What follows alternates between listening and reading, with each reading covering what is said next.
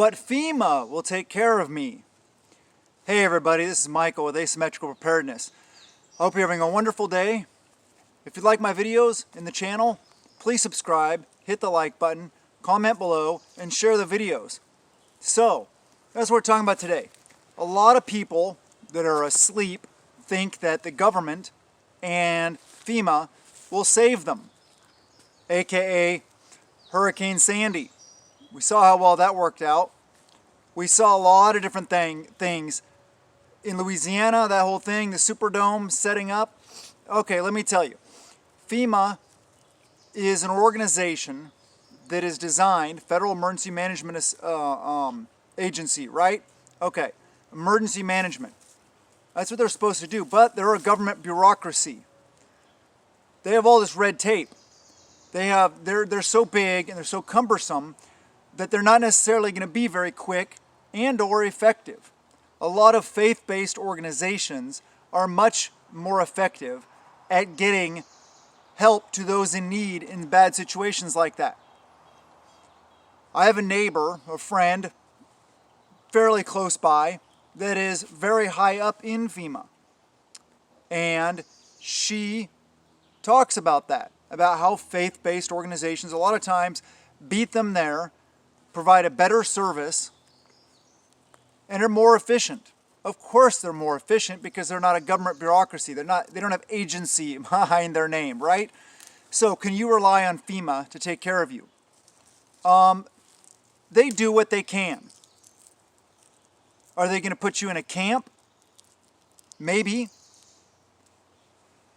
FEMA really is designed for big events. They're not very quick to respond. They can get some, stuff on the ground fairly quickly.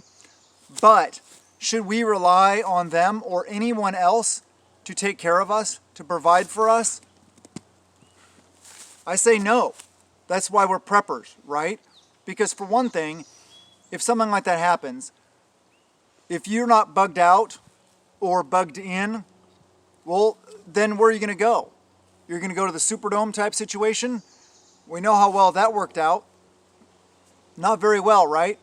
So, I get why they're an agency. We have to have an agency like that for the government because the government has to be able to respond. They have to be able to do their part. But our part is taking care of ourselves, providing for ourselves, for our community, for our friends, for our family, stuff like that. If more people are better set up like that, then those communities should just draw together and help each other out, provide for each other. This is why we push preparedness. This is why we're preppers, right? Help ourselves, help others. I hope that's your mindset. If you're not, well, that's your free will. But my free will is to help myself, my family, and others around me. That's the way I look at it. It's my responsibility to Him, as a follower of Him, to provide for others. That's what we draw together as a community. We can't rely on FEMA to come in and save us because it's not going to be very effective. It's not going to be very efficient. And you're going to be stuck doing and going and whatever they tell you to do. You're not going to have freedom of movement. They're going to take anything that they feel or deem as dangerous. We don't want that, right? We want to be able to protect ourselves, protect our families, and provide for our families. This is why I push the self-reliance, self-sufficiency stuff. Growing your own garden, raising your own animals, that kind of stuff. That's the next step beyond just stockpiling food, water, medicine, bandages, all these kind of things. Beans, bullets, Band-Aids, all that kind of stuff. Oops, I meant freedom seeds. But anyway, it's not good to rely on anybody, no matter how effective or efficient they are. Rely on yourself. Provide for yourself. I don't want to be under the thumb of anybody. And if you wait for them to come save you, I guarantee it's not going to be in the manner that you want it to happen. You're not going to be happy with it. They may help you live. They may help you survive. They may provide bare bones, basic essentials or something like that. May, I said. May. Depending on the event, how big it is. Also, if it's big enough, they're going to be swamped. If it's, if it's localized, they can deal with that much better, much more effectively. If it's a localized small event, okay. But if it's a nationwide event, forget it. Because they're going to be going home to take care of their families. They're not going to be worried about you, most of them. Oh, this is cool. My little one just gave me these. These are sword fern leaves.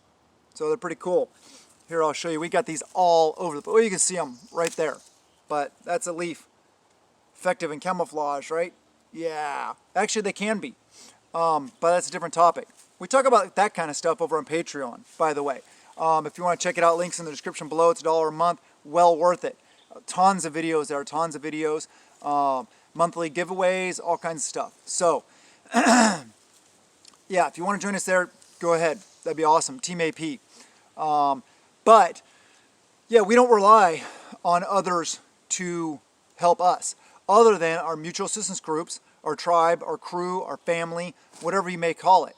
And family, a lot of people point out that it doesn't have to be blood. Sure, I get it. It doesn't have to be blood. It can be your really close people that you rely on and you trust.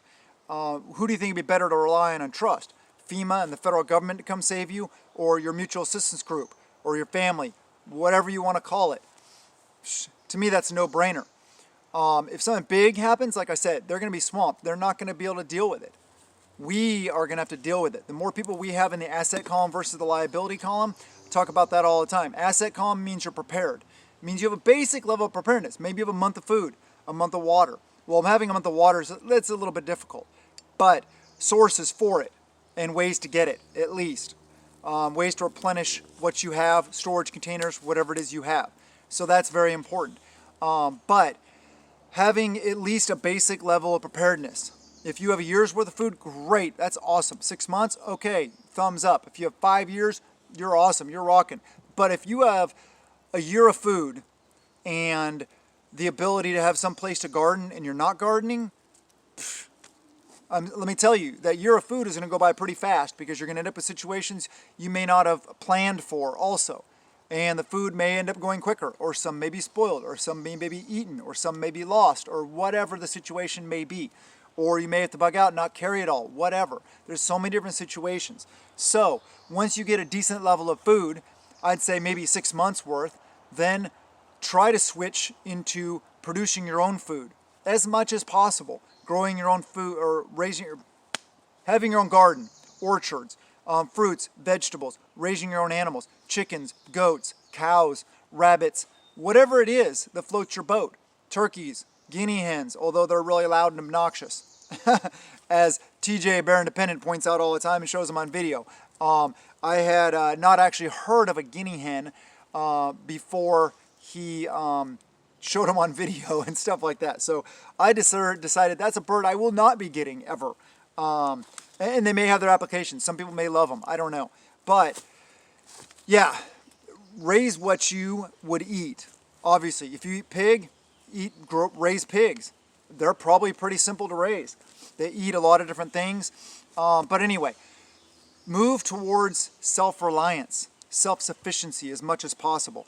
Do not rely on FEMA to come save you. I know a lot of people, there's a lot of stuff out there, conspiracy or not, whatever, however you feel about it, about FEMA camps, prison camps, basically, around the nation, and trains of, caskets and storage facilities with caskets and stuff like that lined up. Of course FEMA has caskets. They are the federal emergency agency, okay? They have to respond to emergencies where people die.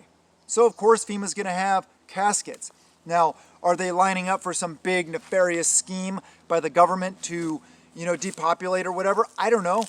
Go to the UN website. It talks about it right there. Agenda 21, Agenda 2030. You can read it right on their website what they plan to do. So that's not a conspiracy.